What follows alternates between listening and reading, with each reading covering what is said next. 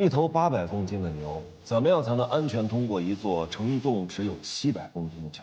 如果超人和蝙蝠侠打起来了，你要怎么劝架呀？如果你有4个杯子，但是要分给我们5个人，你要怎么分？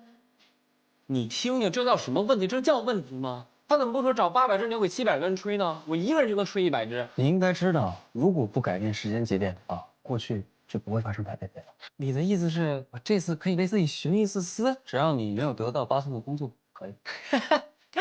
说有一头800公斤重的牛，怎么样才能安全通过一座只有700公斤承重量的桥？这多简单啊！我就天天拖着他加班，还不给他吃草，天天 PUA 他，等他难受瘦到600公斤的时候，带他顺利过桥。我没有那个时间，我现在就要过桥。哦，那您要是这么忙的话，那只有一个办法，把这牛卖了，买一部8通的手机。我让牛过桥，你说买手机有什么用啊？因为8通手机就是牛啊！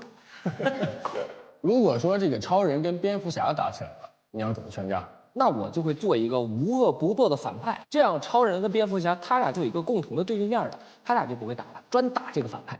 说说吧，你对待遇有什么要求？哦，我对待遇没什么要求啊，好，因为我压根儿就没准备到你们这工作啊。那这话什么意思呀？字面上的意思啊，谁会来你们这儿工作呀？不光是我，还有门口那些人，哪一个不是寒窗苦读10几，带着希望来到你们门口，结果呢，被你们一道道莫名其妙的脑筋急转弯挡去。与其被你们天天 PUA，我还不如去 KTV。我已经找到自己合适的工作，谢谢。